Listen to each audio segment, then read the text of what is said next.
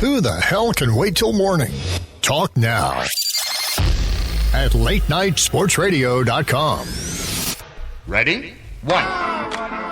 You will do this 4 times with the left, 4 with the right, then 8 times with both, then repeat.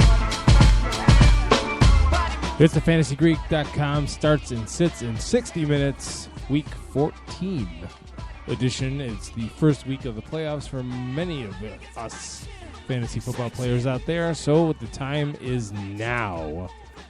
There is no tomorrow. We must draw the line right here, no further. I'm Keith Greer from 87 Sports Fans, one of your illustrious hosts, and joining me as always is the Fantasy Greek himself, Jim Serentius from thefantasygreek.com. Jim, happy playoffs. Keith, how are you? I'm fantastic. I've got a first-round bye in my Dynasty League there that I'm always talking about. That's awesome. So. But, you seem to run the table in that league. Because I've loaded my roster with Odell Beckham Jr., Le'Veon Bell, and Ezekiel Elliott. Who the heck do you play with? I mean, these people must not really exist. It must be. I feel the need to remind everybody that I got Le'Veon Bell 2 years ago in exchange for Fred Jackson and a draft pick. Wow. Was this when he was hurt or something and we were missing time? Or no, he was a full go? Well, because if you remember his rookie year, he wasn't all that and a bag of beans like he is now. But he was still pretty good, though. You have to have the foresight to see what's coming down the road. Saw you. So I did. The owner that parted ways with him did not, and now I reap the benefits. So that's the way it works. So Jim and I are going to go through every Week 14 matchup and tell you who he likes and who he does not like to help you set your lineup. If you happen to be listening live, the phone number is 585-633-7487, 585-633-7487. But if you're listening on demand at any time, hit us on Twitter with the hashtag AskTFG, and Jim will get to your lineup question in the appropriate time. So, Jim, here it comes. You ready? Mm-hmm. What stood out from last week? In this question, Keith, I want to remind the listeners, as always, sort of couched in the what got me mad. Yeah, right. So, hey, Colin Kaepernick, can't you play in wintry conditions? Come on. No, I didn't like it because the snow was not diverse enough. I don't know about that, but it was really stunning and shocking. After I can't even tell you how touted he was going into the week by me, by others. The matchup was right. Everything was right. He'd been like 5 weeks straight just playing like a stud. I mean, he had been back. He's back. And suddenly he just face plants. And now, instead of being a guy or player that we could look at this week and confidently say, oh, you can start him, we're looking at him saying, start him, but, if he messes up, he might get benched again in the middle of the game. So there's a lot of risk. In his defense, it was tough conditions. It wasn't that bad. Come on. Hey, being from the Northeast, snow doesn't bother me, but right. And then as a runner-up, Drew Brees and the Saints. I mean, come on, guys. You're playing at home against the Lions, and I don't mean to take anything away from the Lions. I mean, they're actually playing much better, I think, than many of us expected. And but this is the New Orleans Saints playing at home. This is the one place that's sacred to them. They should have won. All their fantasy players should have had great games, and they didn't. That was a big letdown. Big letdown. And also, I picked the Ravens to win that game, but the Dolphins going into Buffalo and laying that goose egg that they did, giving up 38 points defensively. I didn't see that outing happening at all. It was just Dolphins coming. They had won 6 in a row going into that. Was really just kind of struck by that. Not in a good way either. Yeah, I mean, there were several disappointments just like that. And then a couple surprises. I mean, Joe Flacco, that was just an incredible game. I mean, where the Ravens can get off sort of not taking advantage of him every single week is just beyond me. Right. I don't understand it. This is the quarterback he should be. that I thought he was after they won the Super Bowl, that should have continued from then until this very day, and it just hasn't happened except for these rare occasions. And now, he looks like he's legit, but obviously we're going to need one more week to be absolutely sure about it. But I like him. The Falcons, too, losing that game to the Chiefs. And not to take anything away from the Chiefs. Right. The Falcons being at home, and their offense has previously been able to light people up. But, God, that blocked extra point run back for the 2-point. Oh, God, what a way to lose that game. Indeed. And you know what else? On a positive side, the Cowboys winning that game Thursday night. That Vikings offense is nothing to jump and shout about, but that defense is still pretty tough. And to go in with I know Dak doesn't play like a rookie or hasn't played like a rookie yet, but he's still a rookie quarterback going on the road in a tough place to play in prime time on Thursday night, which hasn't been the greatest theater for football this year. And they were down and out until that Adam Thielen fumble on the punt return, and then they snatch momentum back and come back. That's a big win. That's a character-building win for the Cowboys last week. Yeah, I mean, I think it's hard not to believe that they are the number one team in the league right now with the way that they're playing and how they're peaking at the right time. It certainly would be interesting to see them play either the Raiders and especially the Patriots in some sort of a game showdown. And, hey, we may yet to see that. And the last point about last week before we move on, you think Todd Bowles gets fired? I'm sorry? Do you think Todd Bowles gets fired in New York? Well, I think somebody is going to be a scapegoat. And I don't think it should be Todd Bowles. I think the team is being mismanaged. Mm-hmm. That is a roster full of talent. So to some degree, I do blame the head. Yeah, you know what? He is going to get fired. He should be able to manage this regardless of what management is doing. But I think a lot of this is management's doing. I think that they have made decisions in a way that has affected the players, and Todd Bowles is not getting the most out of them. And it's not because he's not trying. It's just, the organization itself is actually damaged.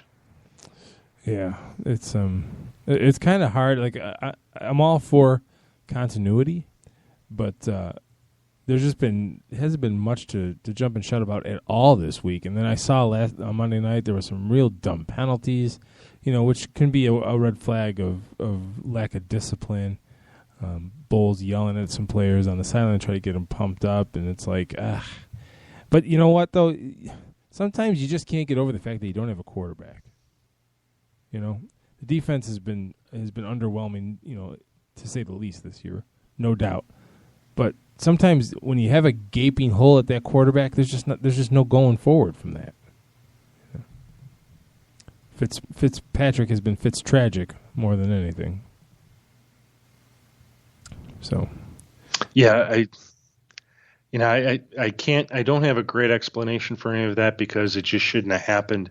But I thought the whole Ryan Fitzpatrick contract situation really was sort of the start of all this. Mm-hmm. And I know there's people out there that would tell me, and I've had people criticize me saying that I'm wrong on this, but I don't buy this. It is a business. Football is a business, and I understand athletes understand that. But even they have sort of a limit in sort of the BS of the business. And all of us knew Ryan Fitzpatrick belonged with the team, and he belonged with the team for a long time. And yet the idea of signing him to a contract early, I mean, what's the problem, guys? I mean, was the negotiating positions of the parties really that different from day one all the way to day, I forget how many months went by, but it was several, to let's say day 180? Come on. Yeah. I mean, get it done and move on. Yep. Okay. Negotiating is about working out terms and conditions that everybody can agree to. And somebody starts high, somebody starts low. You find the middle ground. Find the middle ground earlier than later. I think that went a long way to sort of hurting the psyche of the team. Yep, I would agree. I would agree. All right, so let's move on now to Week 14. Thursday night, back-to-back weeks on Thursday night, we get another good matchup. The Oakland Raiders travel to the Kansas City Chiefs. Raiders coming off a win at home against Buffalo by 14 points, 38-24. The Chiefs went into Atlanta and won, like we talked about earlier, but let's not take anything away. They've gone on the road to Denver, to Atlanta, and won 2 pretty close games on the road. You can't take anything away from the Chiefs. It is what it is. It's very hard to pick against either one of these teams right now. And you look at them statistically, and the Raiders are a little bit better offensively. They put a little bit more points on the board, put a little bit more, convert a little bit more of their third downs. On defense, it's almost a wash as well, depending on what you're looking at. The Raiders give up a little bit more points. This is going to be an AFC West classic showdown. These teams know each other very well. They don't like each other that much. I'm going to stick with the home team in these division matchups. I'm going to take the Chiefs. Ooh. Keith, I'm going to agree with you, but I went behind the numbers today and looked at this because of the fantasy football implications of the matchup, where you sort of have a Chiefs team that's pretty good defensively, but they're going up against Derek Carr and that offense of the Raiders. And there's a lot of reason to be cautious with these Raiders traveling to Kansas City for this game. And that's because in the 5 games that the Raiders have played against Kansas, in 4 of those games, Derek Carr has been held to 225 yards or less and just 1 TD. And his best game was for 283 yards and 2 TDs, and that happened in Oakland. So, you look at this, and it's not a favorable matchup for Derek Carr.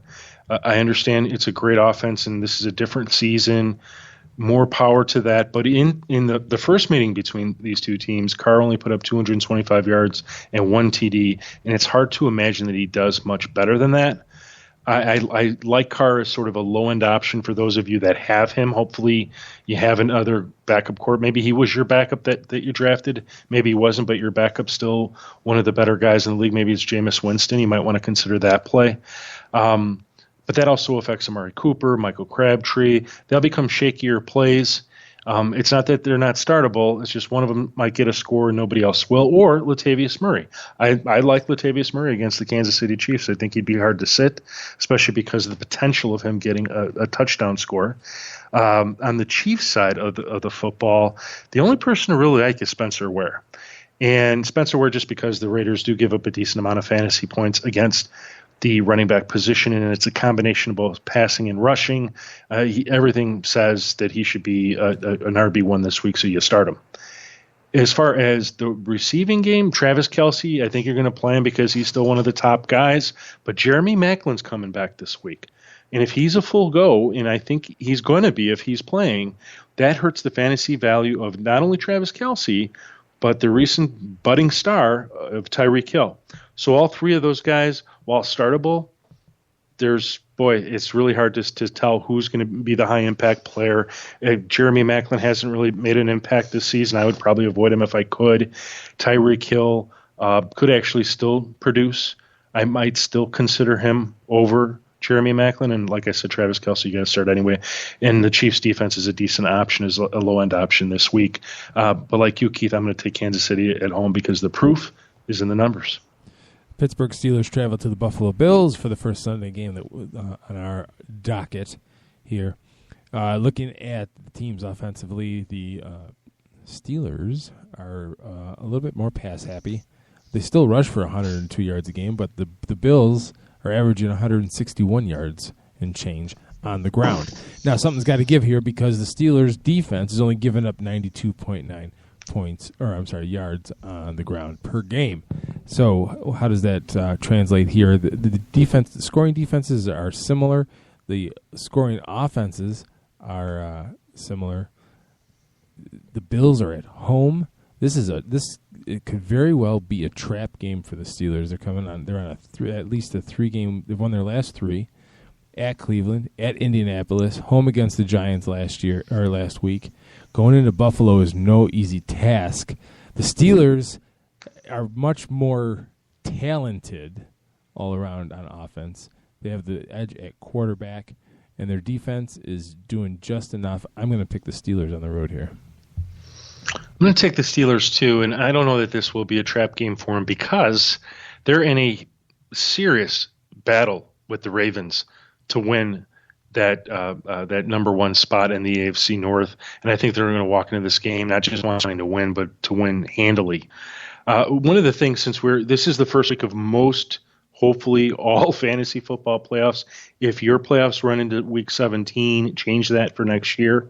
But one of the things that now that it's week 1, there's some games, the matchups are tough, and I think the way you have to stick with your best guys if you can, unless it's patently obvious that you shouldn't. Ben Roethlisberger is one of those guys. That offense is built around him, around Le'Veon Bell, around Antonio Brown. Those are the 3 guys that are must-starts every single week, and this week is no different playing the Bills in Buffalo. I expect them to pass the ball early and often. I like Ladarius Green as sort of a mid-range TE1, 6 receptions, 100-plus yards, and a score last week. Ben Roethlisberger has got to appreciate that. I mean, this guy has stepped up and is playing well, so why shouldn't he play well again? On the Bills side, they're going to run the football. So LaShawn McCoy is an absolute must-start as usual. Handcuff him with – let's – real quick, Keith, to all the listeners out there, if you're in the fantasy football playoffs, do what I did today. Comb through your rosters, look at your waiver wires. Is there any better players out there that you can go get them? And if you can't, but you sort of got some fluff and you're not sure about something, then see if you can just handcuff all your studs. And in the case of all the running backs, so D'Angelo Williams for Le'Veon Bell, for LaShawn McCoy, it better be Mike Gillislee, even though Mike Gillislee might have some standalone value. Even at quarterback, Tom Brady, go with Jimmy Garoppolo. If something happens to Tom Brady, God forbid, Jimmy could just step in and you're going to get the same production. So do those sorts of things. So in any case, back to the game. The Bills are going to go with LaShawn McCoy. Sammy Watkins has not been very effective. They're going to do everything they can to shut him down. They get no production out of the tight end. Tyrod Taylor, he's for sure one TD. Can he get you that second? I don't know. Is he going to get enough yards to be worthwhile? I don't know. So I like him as more of a low-end QB1 that's benchable, better in a 2-back quarterback league. But I'm going to take the Steelers as well because they're fighting for their lives. The San Diego Chargers travel to the Carolina Panthers here. The Chargers losing last week to the Tampa Bay Buccaneers 28-21. And the Carolina Panthers getting blasted in Seattle 40-7. So something's got to give here, kids, because neither one of these teams has been able to find any level of consistency on either side of the ball. Defensively, the numbers match up pretty even. So you go to the offense, and guess what, kids? It's a crapshoot. The Chargers score more points. The Chargers throw for slightly more. And they complete 3% more of their third downs than the Panthers. But the Panthers being at home, the West Coast team traveling east, I usually don't really like that. I'm going to pick the Panthers to right the ship slightly this week. I'm going to stick with the team that I just think is actually just playing better football right now, and that's going to be the Chargers on the road in Carolina. We have been saying for the last few weeks, if you followed the fantasygreek.com, looked at our strength of schedule reports, our trade, we did an article on trades, players you should trade for. San Diego Charger players have the best fantasy football playoff schedule of any team in the NFL, from Phillip Rivers all the way down to Dontrell Inman and Hunter Henry. These are all players that should be rostered in some way on any team. And I like their matchup against the Panthers' pass defense, which has just been awful. It's giving up roughly 300 yards per game and roughly 2 TDs per game, and those are the kinds of things that Phillip Rivers can work with. So I like all those players on the Chargers. Melvin Gordon, a must start. Tyrell Williams. Oh, by the way, I know people are questioning his labor injury, and the bottom line is this: last week, even though he didn't get as many targets as he has in the previous games, he did get that touchdown grab, which is telling about Phillip Rivers still trusting him. But more importantly, he played almost every single snap in the game. If he was really hurt, that would not have been the case. You start him with confidence this week, and he should be able to produce for you a decent stat line of 80 yards and a score. So now turning over to the Panthers, I think it's a tougher matchup for them because the Chargers defense is a little bit better. I like Jonathan Stewart in this game because that's where the Chargers are weak, is in their rush defense. The passing game has been pretty awful. Outside of, and even Cam Newton hasn't been a very good fantasy quarterback, and most of you out there probably drafted him pretty high. Can he get you two TDs? Sure. After that, though, who's he going to get those TDs from? That's a little bit more of a crapshoot. Kelvin Benjamin has been awful. I have him ranked really down, especially for this week. And in fact, I think you should bench him if you can. I'd rather play Ted Ginn. Ted Ginn, at least in the last 3 games, has a TD, which means he's trusted. And he's a guy that Cam Newton will go to. Greg Olsen has struggled. You still have to keep rolling him out because he's Greg Olsen, and you hope for the best.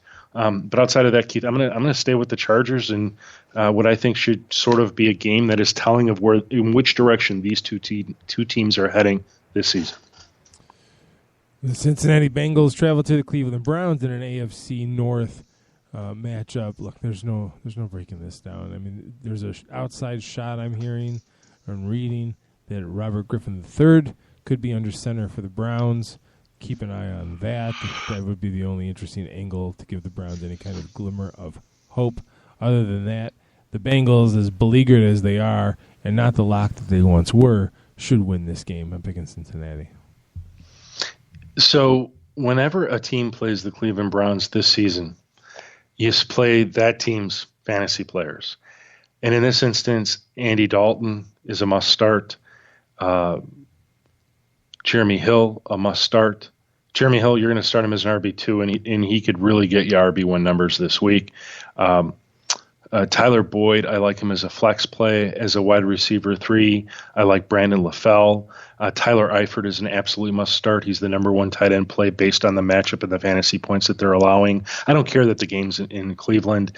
Whatever, you just play these guys because it's that good of a matchup. For the Browns, it's a little different. I know people are getting excited about Robert Griffin III, but what has he really done besides bring some excitement to the field? He's not putting up this fantasy stats that you want. So, he can hand the ball to Isaiah Crowell, and Crowell, I suppose, is a decent enough flex play. Terrell Pryor is usually pretty good for 60 to 80 yards in a score, so I think he's a decent enough play. Coleman has some deep sleeper value, but would I risk my first week of the fantasy football season on him? Absolutely not. I like Gary Barnidge based on the numbers in the matchup, but I don't like him in the way Robert Griffin III has used him when he was healthy. Unlike Jordan Reed, there doesn't seem to be a relationship or rapport between the two, so I would avoid him if at all possible. But again, this should be a one-sided win by the Bengals. And start the Bengals defense this week. They're the number 1 streaming defense in all of fantasy football. The Chicago Bears travel to the Detroit Lions. The Bears coming off that, I don't want to say impressive because it wasn't, but it was 26-6. It's 26-6. But it was a win in the snow against San Francisco. That's a game that if you would have asked me in August and told me that the Bears were going to win that game 26-6, I would have been like, well, yeah, they should. But, you got Matt Barkley under center for the Bears, so anything that happens on the winning side is really a bonus. The Lions, on the other hand, are playing phenomenal football, winning last week in New Orleans, 28-13, which is no easy task. Now they're home against the Bears. All the numbers speak to the Lions' ability to score more than the Bears' offense. They're completing 42% and change of their third down conversions. The Bears have been able to run the ball a little bit better since Jordan Howard's emergence, but if the Detroit defense can go into New Orleans and corral Drew Brees, they will have no problem with Matt Barkley, and I will pick the Lions. Keith, I think I couldn't do any better than the analysis that you just gave. From a fantasy football perspective, your Lions in this game, they're guys to start. Matt Stafford, Theo Riddick, even though you got to check his status, he's banged up. And if he is banged up, with DeAndre Washington likely missing this game, Zach Center suddenly, is pretty much a lock for 10 to 15 touches and possibly even a few attempts from the red zone to get a TD. So suddenly he becomes an intriguing option. But hopefully in your fantasy football playoffs, you don't need him. Golden Tate is a good play. Eric Ebron is a good play. They're not high-end guys because of sort of the inconsistency of who gets the production, but their options, Anquan Bolden. What hurts him a little bit is Marvin Jones potentially coming back this week, but Marvin Jones has suddenly become an afterthought in this offense. In other words, the biggest fantasy winner on the Lions side is Matt Stafford. He's certainly a startable player. He's a top 10 option this week. And their Lions defense, they're the second or third best streaming defense this week against that Bears offense, even though Jordan Howard is the only player that could really hurt them in terms of putting points on the board, but that shouldn't be more than a couple of touchdowns, right? For the Bears, Jordan Howard, he's the only must start. Otherwise, I would pretty much avoid everybody on that team for the simple reason that it's all high risk. Just avoid it this week. It's week 1 of the fantasy football playoffs. You need to win. Let's move on, Keith. Detroit wins. The Houston Texans go to Indianapolis to face the Colts. Last week, the Texans losing in Green Bay to the Packers 21-13. And the Colts destroying the New York Jets on Monday Night Football 41-10. Andrew Luck coming back from his concussion issues. Did not look rusty by any stretch of the imagination. So now they face a Houston Texans defense that gives up 4 points less than the Colts do. On average, they are allowing only 208 passing yards per game, but they are giving up over a century on the ground. So do you believe that Frank Gore can give the Colts the burst they need to kind of loosen up the Texans' defense and allow them to continue on the 25.9 point scoring pace? I think he's good enough to do that. I don't like Brock Osweiler. I know Indy's defense is nothing to jump and shout about, but they still have some guy Luck, and they're at home. I'm going to pick the Colts to beat the Texans. Yeah, this should be a no-brainer pick. You take the Colts, who, based on what we saw last week, I mean, they destroyed the Jets on both sides of the football, on offense and on defense. So they're riding real high. These two teams have already played once. Without Harp, I think that's more indicative of maybe what the Texans could do rather than what the Colts could do. But you play your Colts players. You play Andrew Luck. You play Frank Gore as an RB2 or a flex play. You play T.Y. Hilton, Dante Moncrief. Dwight Allen, I still think he's a risky play. I mean, getting a game where he scores 3 TDs or 4, whatever it was last week, that's great for that 1 week. But most people weren't playing him because he had gone weeks without really doing much of anything. So for that to happen again this week, that can happen.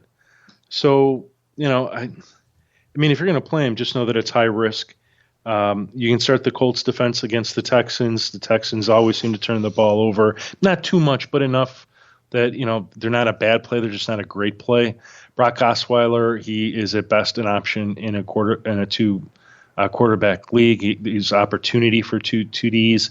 I still like DeAndre Hopkins in this matchup. I think this is one of the games he had a touchdown in. So why not give him another go? He scored last week, thank God. So maybe something's starting to gel. Will Fuller is sort of a deep sleeper. I like C.J. Fedorowicz is maintaining the TE1 value. And if he's a guy you picked up off the waiver wire to help you out because you were getting nothing from the position, he's probably your starter. Go ahead and start him. He'll be doing exactly what he's been doing for you, probably 60 to 80 yards, and you're hoping for a score. Lamar Miller, check his injury status. He's been one tough guy to figure out because he was playing well for a while, and now he's sort of struggling a little bit, and it sort of goes the way of their offense. I think if you do have another option better than him, I'd consider it, but my guess is you probably don't, so roll with him and keep your fingers crossed on this. But, Keith, there is no way the Texans are beating the Colts in Indianapolis. Colts win. The Vikings travel to the Jaguars. The Jaguars, if you look at these teams on their numbers-wise, their defenses are pretty evenly matched in one glaring category, and that is scoring defense. The Vikings just are better keeping people out of the end zone. The Vikings don't like to run the ball much, and Jacksonville's offense is notoriously slow to take advantage of anything, and you can't do this against the Vikings defense. They may not be lights out, but they're still pretty good. And I don't like this march to Gus Bradley's beheading that the Jaguars are on. I'm going to take the Vikings on the road here. I'm going to take the Vikings too. And the Jaguars' defense is actually one of sort of these underrated units. They're doing some things pretty well, even though last week that's another fantasy unit that got me mad. They really should have decimated the Broncos. They were going up against a rookie quarterback. There's just no reason they didn't finish as a top 10 defensive unit, and they didn't. So from a fantasy perspective, I think all the Jaguars are absolutely avoid them all. TJ Yeldon may actually have the best bet to make some noise, but even then, that's a risky play. Allen Robinson, put him on the bench. Put Blake Bortles on the bench. Maybe Marquise Lee does something, but really, do you want to take a risk? And Julius Thomas has sort of disappeared from the fantasy football radar, so I'd avoid him too. On the other side of the coin, I think it's a little bit better for the Vikings, but mostly for their defense. Their defense is the number one start this week. If you sort of survived last week against the Cowboys, which wasn't a bad game, I have to say, they hopefully are going to do better this week because I think they're primed for it. And outside of Stephon Diggs and maybe Kyle Rudolph, I just don't like any of the other Vikings. Jerick McKinnon, if you've got to roll with him, you have to because you were hurt by all these injuries. But hopefully he's your third running back and your second one's better. So from a fantasy perspective, this game is not chock full of options. Outside of the Vikings, everybody and Stephon Diggs, it's all pretty much, I'd probably avoid people in this game. But Keith, like you, Vikings on the road. The Arizona Cardinals go on the road to travel to Miami to take on the Dolphins. The Dolphins reeling after that whooping they took in Baltimore last week, 38-6. The Cardinals getting back off the schneid after losing back-to-back games in Minnesota and at Atlanta, beating the Redskins 31-23. And now they travel to Miami, a team that gives up 130 yards per game on the ground and 23 points per game. That's all I need to know. Arizona can run the ball with David Johnson. And regardless of the lack of wins this year, the Cardinals are the better team. The Dolphins might put up a fight, but this is Arizona's game. I'm picking the Cardinals. Yeah, I'm going to take the Cardinals too. I know a lot of people are taking the Dolphins. I'm a little bit surprised by that. And insofar as this, the Cardinals have a good run defense, and they're going to shut down Jarvis Landry. What's left for Ryan Tannehill? I suppose Devontae Parker and Kenny Stills. I like Devontae Parker very much as a player, but he's been really inconsistent. And JJ, if he goes another game without a TD, I would not be surprised. You're probably looking at 8 to 9 fantasy points in standard leagues, and in PPR leagues, he'll probably get you to 10, 12. But outside of that, I don't know that he'll score you a TD. And then you look over at the Cardinals side, and I'm not very confident about the Cardinals, except to say that I like their defense, and certainly I like David Johnson very much in fantasy football. Even Fitzgerald is not a must-play this week. I forget the question I was asked earlier today on ESPN. This fellow gave me 3 wide receivers, and I picked 2, and the third one was Fitzgerald. And I was asked, "You're really going to sit Fitzgerald based on this combination?" I go, "Yeah, it's not that I dislike him, but his inconsistency in his performance and compared to the 2 other players and their matchups and their past performance, just, no comparison." But like you, Keith, Cardinals on the road. Washington Redskins and Philadelphia Eagles square off in Philadelphia in an NFC East showdown. Standings couldn't be much tighter there. Last week, the Redskins losing in Arizona, like we just talked about. The Eagles went into Cincinnati and laid an egg in a game they probably could have won, but ended up losing 32-14. Gosh, I just don't know what to make of this Eagles defense. I really don't. Sometimes they play, sometimes they don't. Kirk Cousins has been a valuable performer.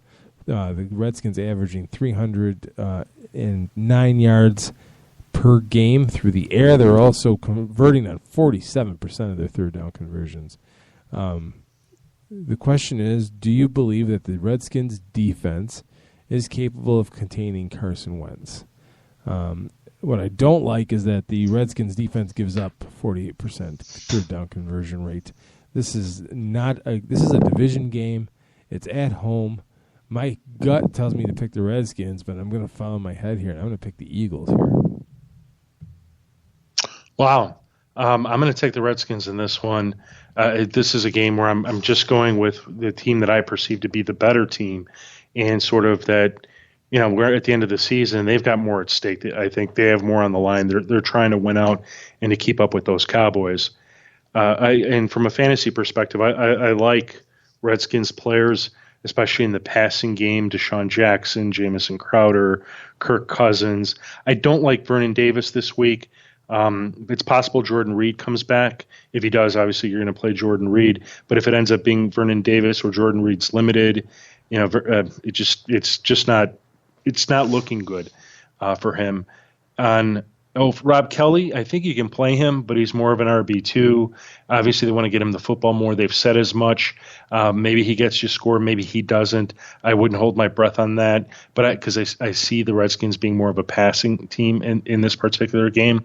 And on the Eagles side, I think Zach Ertz and Ryan Matthews, if he comes back, he's going to have a favorable matchup, and he should be very active in the passing game, so you're probably going to start him as a wide receiver 3 or a flex play. That's going to hurt Zach Ertz a little bit, so it leaves him more as a 60 to 80-yard receiver, maybe a touchdown, maybe not a touchdown, but you sort of have to keep playing him because he's now become that touchdown candidate every single week.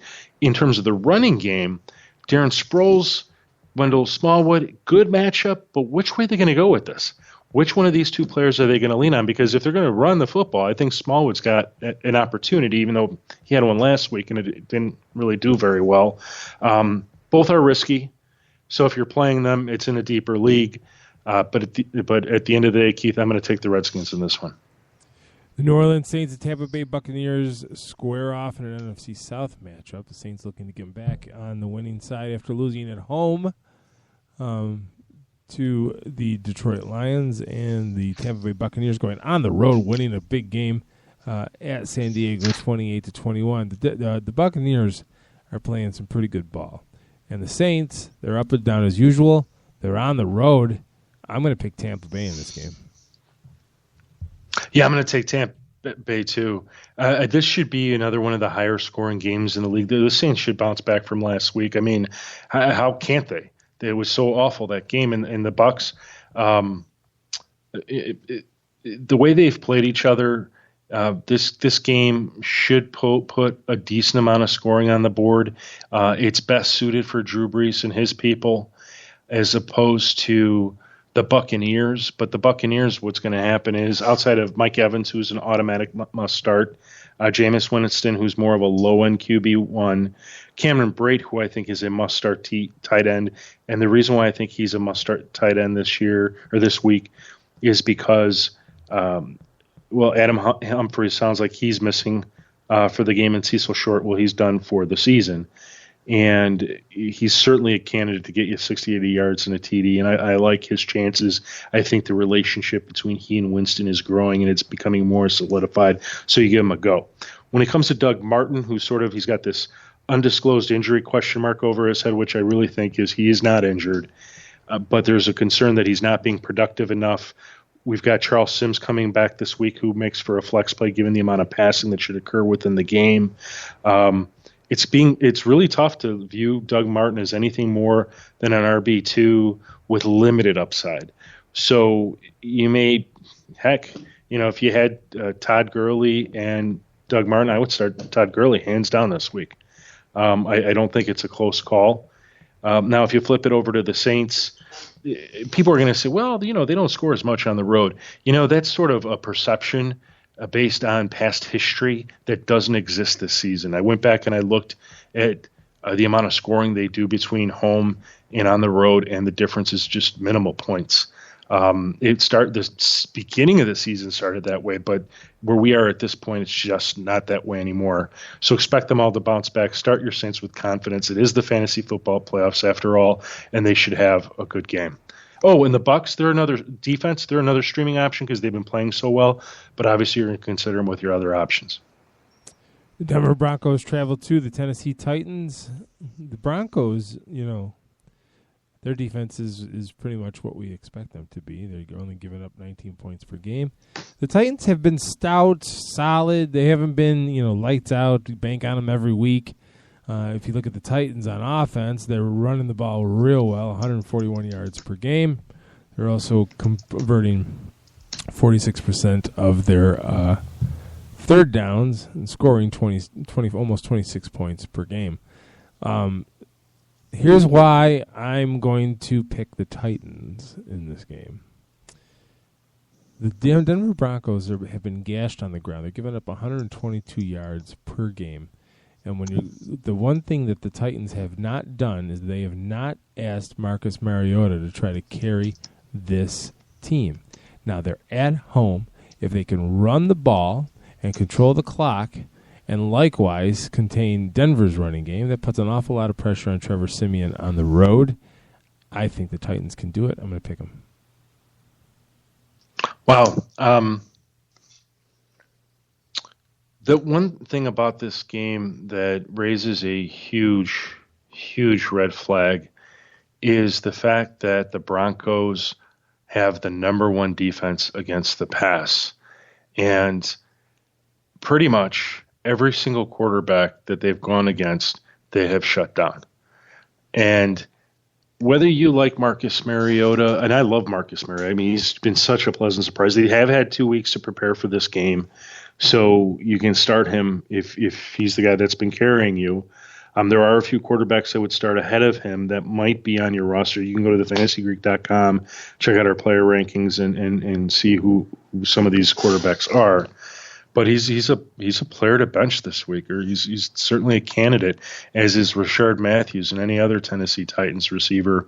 DeMarco Murray, I think, is a must start, and I like the Titans defense against whatever quarterback the Broncos roll out. They're going to blitz, and that is just going to put a boatload of pressure on the Broncos. For the Broncos, boy, it's really hard to like any of their fantasy players this week, if only because we've got Devonta Booker, who would have been a great play, but for the fact that they added Justin Forsett, and the Broncos have been very public to say that he will get the play immediately. Now, whether that means he's going to get a substantial amount of touches is another story. It could just be that he comes in, he does pass protect, and he gets 5 touches. We'll see. But it's hard to like those guys. I mean, Demaryius Thomas is certainly an option as a wide receiver 2 or 3. Emmanuel Sanders sort of moves down to that wide receiver 3 flex play in the fantasy playoffs. Very difficult to trust. So as far as the winner of this game, wow, it's a really tough call, Keith. Who did you say you picked? I picked Tennessee. Wow. I'm going to stick with that because I think this Titans defense, like I said, they're just going to blitz and blitz and blitz. And if it is Paxton Lynch or Trevor Siemian, I just can't see him beating a Dick LeBeau defense. All right. I thought I was going out on a limb. It turns out I'm not so crazy. The only thing that might save the Broncos is if their defense scores a touchdown or two. Oh, agreed. All right, the Jets travel to the 49ers. Oh, my God, this game. This game. Oh, awfulness. The Jets need some kind of spark if they want to try to save Todd Bowles' job. San Francisco, Colin Kaepernick's already voided the rest of his contract. He's probably gone in the offseason. The thing is that I really believe that the Jets like Todd Bowles as their coach, and I think that they're going to play inspired ball on defense anyway to win this game. And I just don't like anything San Francisco does right now. Even the Kaepernick has been back; he's played well. But if the Jets are inspired on defense, I think they can contain him. I'm going to pick the Jets on the road here. Wow, I this is one of these games that if I was given the option to just pass on it, I would pass on it. There's so many different ways it could go. I think Colin Kaepernick will come back and play decent football because at the end of the day, he's fighting for a job on another team. Or maybe the Niners. Maybe the Niners, they must be impressed with how he's played in these 5 out of the last 6 games. I think he'll have a good game, but I'm not going to go as far to recommend him in fantasy because of just the array of risks that are involved. I would say the best fantasy player on their side is going to be Carlos Hyde, and then Vance McDonald is sort of a lower end option as a tight end because there is a rapport that's been formed. For the Jets, wow, Bryce Petty's going to start, and this is how it's going to go. They're going to run the football. I love Matt Forte. This San Francisco Their defense is so bad. They're giving up the most rushing touchdowns and the most rushing yards. How can't you start Matt Forte this week? You must start him some way, somehow, if not as an RB2, certainly as a flex play. Start Matt Forte with confidence. Bryce Petty, obviously, you're not going to start him. But his receivers. So we've got Brandon Marshall, Quincy Enunwa, and then who's that kid that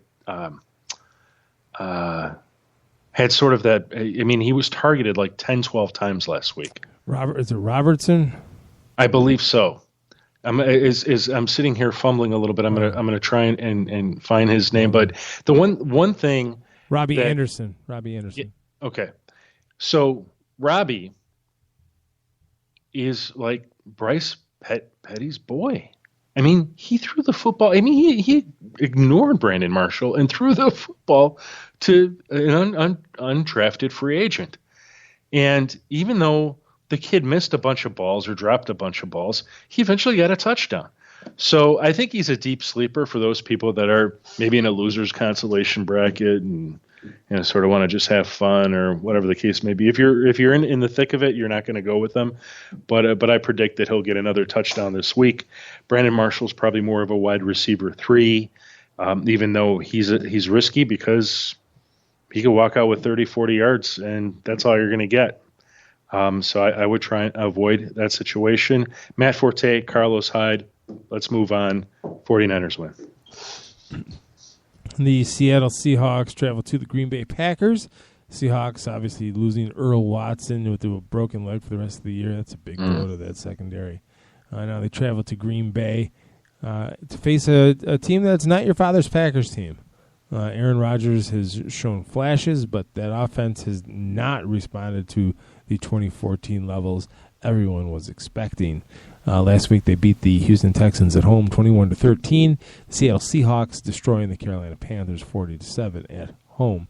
You look at these teams offensively, and they're pretty evenly matched. Green Bay does a better job on third down. On defense, it's pretty much the same story, except the Seahawks have been able to keep people out of the end zone. Here's the thing. The Seattle's going to do what they do. And I just don't I don't care that Earl Thomas is gone. Green Bay's offense has just not been clicking to the point where I feel comfortable picking them at home regardless. I think Seattle's defense is just as good and next man up kind of thing. I'm going to take Seattle on the road here. Wow. Yeah. Going into Lambeau Field to upset. Look at you. Yeah. Woo. It's got nothing to do with the fact that I hate the Packers.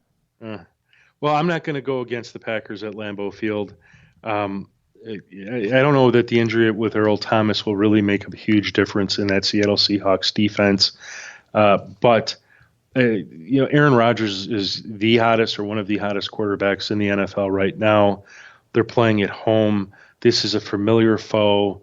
Will he have his best game of the season? Probably not.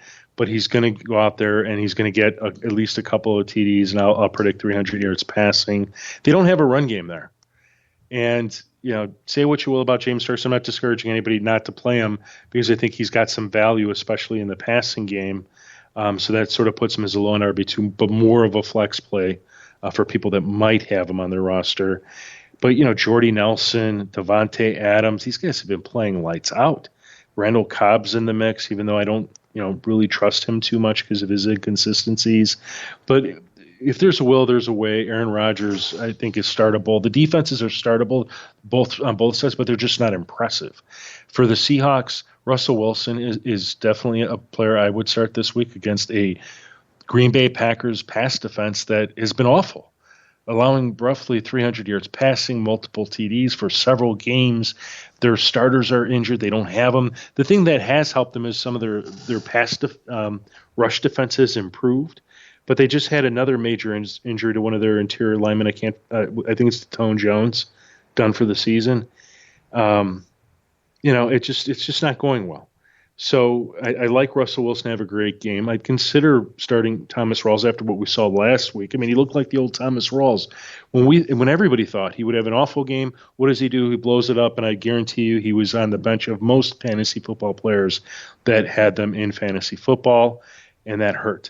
So go ahead and start him this week. Doug Baldwin should have a big game. Jimmy Graham is a must start. Top 2 tight end this week. But Keith, I still think this is the Aaron Rodgers show, and I'm not going to go against him.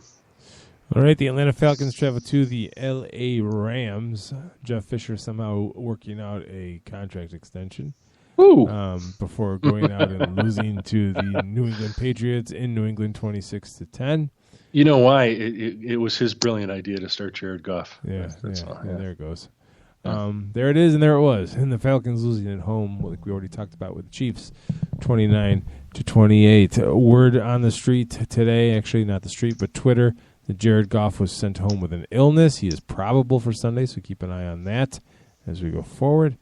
Looking at these two teams, it's not even a comparison as far as offensive numbers. The problem is that the Rams' defense is pretty good, but they're still giving up 3 touchdowns a game, and I don't think their offense can keep up. I'm going to pick the Falcons on the road here.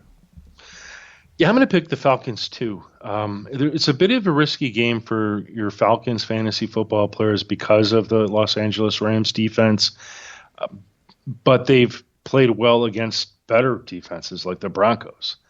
And this is despite the fact going to LA, a place that the Rams have so far this season played pretty darn well.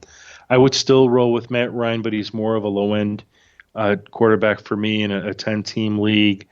Devonta Freeman, I think you got to play him if you got him. Certainly Julio Jones, you play him if you got him in any league.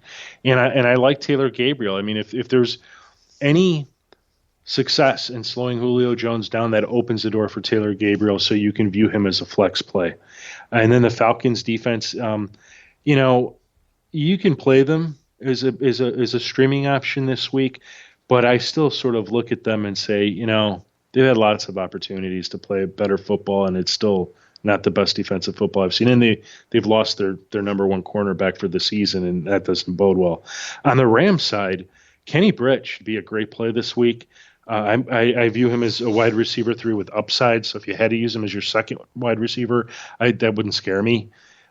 He has in 2 of the last 3 games, or is it last 3? It's either 2 of the last 3 or each of the. I think it's 2 of the last 3. He's gotten a touchdown with Jared Goff under center, and in fact, that's 1 less than the 3 touchdowns he caught from Casey Keenum over 10 games. So start Kenny Britt with confidence this week. He should make some noise against a terrible Falcons pass defense. Tavon Austin is a deep sleeper this week. What's his name? The tight end, Kendricks. I think he's a sleeper this week. And I say that because he usually scores a TD against the worst fantasy defenses against tight ends. And while not the absolute worst, they're one of the worst. So the Falcons against the position. So I think he's a deep sleeper. But if you're in the winning side of the fantasy playoffs, you're likely not going to depend on him. So I wouldn't worry about it. I like Todd Gurley this week. People are poo-hooing him, and I don't know why, because the Falcons defense has been awful. He should have Keith, I'm predicting it again. 80 yards score. You can count on it. Start Gurley with confidence. Now, in terms of the winner, I'm going to take the Falcons on the road too. All right, the Dallas Cowboys travel to the New York Giants. Oh, this is a huge game. Huge. I'm telling you, it's huge. The Giants losing. Believe you me. Yes. No, yes, what you said. The Giants traveling to Pittsburgh last week and losing 24-14. The Dallas Cowboys going into Minnesota on Thursday night and coming out a winner. If you watched that Minnesota game, the Cowboys were dead to rights. Minnesota had all of the momentum, and then in one fell swoop, it was over. It was gone. It's very hard for me to pick against the Cowboys until they prove me wrong. The Giants are still wildly inconsistent. Eli has, for all of his good moments, last week throwing a crucial interception at the wrong time. I'm going to pick Dallas on the road here. I can't go against Dallas. They're the winningest team in football. They're on a roll, and there's nothing about that Giants team that scares me, even though I think their defense isn't bad. Could it be better? Sure, but it's not bad either. From a fantasy perspective, You're starting Ezekiel Elliott. He's your stud. You're going to go with him. He should be productive. You're going to start Odell Beckham Jr., Des Bryant. They're your studs, even though I think what they put up is going to really be a question of game flow and opportunity. But how can you not play them? Outside of those guys, it's really Sterling Shepard. I don't think is a bad flex play. Cole Beasley's not a bad flex play, but they're not great flex plays. Dak Prescott, could I see him going for 2 TDs? Absolutely. I thought he'd go for 2 last week against the Vikings. That didn't happen. I like him more as a lower end quarterback in deeper leagues. Hopefully he's your second quarterback and you've got another quarterback that you can start ahead of him. But if not, no worries, just roll with it. Eli Manning will have to throw the football. This is a team that they're going to have to throw the football against. Rashad Jennings is a player that he's high risk because even though he might have a good game or two, he's just historically dropped off the map then. And in the fantasy football playoffs, those aren't the players that you want to be playing. If you have to play them, do it. It's not the worst matchup in the world. I just don't think that it's the greatest. And Keith, who did you pick? I picked Dallas. Oh, yeah. I'm picking Dallas too. All right. Cowboys. Giddy up. And the final game, the Monday night game, the Baltimore Ravens travel to the New England Patriots in another good primetime matchup we have here. Looking at these two teams, the New England Patriots winning against the Rams last week, 26-10. The Ravens holding serve against the Dolphins at home, 38-6. Neither one of these teams likes to give up rushing yards. Both of them averaging less than 100 yards surrendered on defense. They both have the same exact scoring defense at 17.2 points allowed. The difference is that the Patriots' offense is a little bit more dynamic than what the Ravens can offer. The Patriots are at home. The Ravens will put up a good fight. This will be a good game, but I am going to pick the Patriots to win this. Yeah, I'm going to take the Patriots too. Well, first of all, the Ravens are traveling to New England. Right there, let's start right there. That certainly is a disadvantage. The Patriots will be up for this game. Is it going to be a high-scoring game? That's tough to say, and I'll tell you why. We've seen how this Ravens defense has behaved. However, they have given up 21 passing TDs over the course of the season, so that's almost on average 2 per game. I'm thinking Tom Brady can get you to that too, no problems. And the last time he played this Ravens team was this past January, he hit them for 367 yards and 3 TDs, so there's some upside there. I'd go ahead and start Tom, no questions asked. Julian Edelman, I would start him. I would start Malcolm Mitchell because now Malcolm Mitchell with Chris Hogan out and Danny Amendola looking out, if you picked him up sort of as a flyer guy to take a chance on, good for you because I think you're gonna get the dividends of that.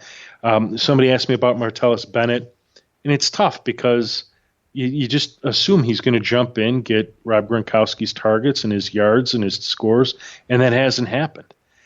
But, if let's say your other tight end is Jason Witten, I'm starting Martellus Bennett.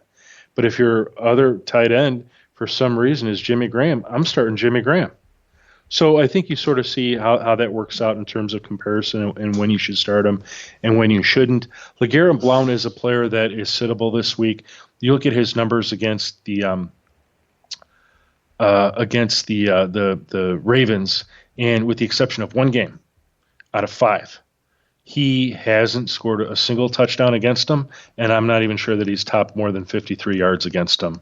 So every indicator is to sit him. Deion Lewis might actually be the slightly better play this week in terms of running backs for the Patriots. Over on the Ravens side, this is interesting. I don't like Kenny Dixon or Terrence West because the Patriots have a pretty good rush defense, and I'm not sure which one of those guys is going to go out there and get you 50 to 80 yards and a score. If those are the two guys you're relying to be on your RB2 and there's nobody else, obviously you're going to go with them and you're going to hope for the best, but that Patriots rush defense is pretty good. In terms of the passing game, what we saw Joe Flacco do last week was just amazing to go from a quarterback that I think had 2 multi-TD games for the entire season. And what did he throw, Keith? 4? Yeah, I believe so. That's nuts. Now, if Tom Brady starts pushing the score up whether it be through the kicking game, a couple of throws, maybe they do get a rushing TD out at LeGarrette Blount.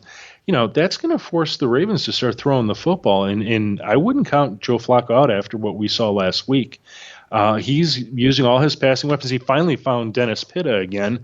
And now I wouldn't recommend Dennis Pitta because, for weeks we didn't see him score anything. I mean, he hardly was a fantasy football factor, and I don't think that that's the guy you want to be relying on in your first week of the fantasy football playoffs. Now, if he could do it again this week, I think that makes you feel better about using him next week, but hopefully he's not your first option. Steve Smith is the best wide receiver on that team. Mike Wallace, maybe he's a flex play. Brashad Perriman, wow. I think he scored a touchdown in 2 out of the last 3 games, or the last 3 games, Keith. I mean, he's come alive. It's just he's not attaching it to a bunch of yards to really make him a worthwhile play. So, is he somebody in dynasty leagues? Absolutely keep him. Hopefully he can turn things around for next year, but I wouldn't be jumping up and down about him this week. Outside of that, Keith, if I haven't picked my winner, it'll be the Patriots, and that will close out Week 14. That it is, Edward. That it is. We get closer and closer to Christmas, so the Christmas vacation quotes will be much more forthcoming. Guarantee it. So, that's it. Is it? It is. And we are done. It is. It is. Any questions? Any roster questions? No. How are you doing in the Fantasy Greek League? We're not going to bring that up. Last week I beat Will West's team, and I'm going to be on his show tomorrow night, and he's got a really good team. I think he's in 4th place, and I'm not sure if did I make and I think I missed the playoffs in the league by like 1 game. Yeah, I'm blaming you for scheduling a draft at 8 a.m. on a Saturday morning. This was that was not at 8 a.m. It was 8 a.m. It was 8 a.m. It was ridiculously early. There's no way, because that would have meant I got up at 7. And that did not happen on a Saturday. Trust me. I'm going to look it up. That's just you crying. I'm looking it up. But now I have to pay attention to who's winning that. I mean, I'm just interested. I mean, it was a 16, for the listeners out there, 16-team league, PPR. Not only was it Fantasy Greek analysts, but we had some different sports personalities and radio personalities in the league. And I love 16-team leagues because it really challenges you, certainly when you draft, but more so as you're playing the waiver wire, because usually you're going after players that just a week or 2 ago nobody was talking about. So, and if you can get to them 1 week before they make it big, I mean, that's pretty impressive. Yeah. The timing is everything in fantasy football as much as life. Ooh, that was kind of deep. I got a little too deep there. Yeah, just a little bit. It's okay. So in my your league, I'm out of the playoffs. I only won like 2 games. We're in the consolation. There's a consolation. Yeah. So the Dynasty League, I got a first round bye, and then in my expanded roster league, where we start IDPs at every defensive position, I got a 4 seed in that league too. So 2 out of 3 ain't bad. I heard somewhere that'll get you in the Hall of Fame. So, you still there? Oh, I'm just listening to you. You got really quiet. I know. Sometimes you leave me speechless, Keith. All right, that's a good sign right there. And with that, we are out of time. This has been the Week 14 edition that starts and sits in 60 minutes here at FantasyGreek.com. Throughout the week, hit Jim up on Twitter with the hashtag AskTFG for all of your lineup questions, and he will get back to you in any timely manner. I've used it the last 3 weeks, that's for certain. For Jim Sarantias from thefantasygreek.com, I'm Keith Grieve from @87 Sports Fans. We'll see you here next week, and may the odds be forever in your favor.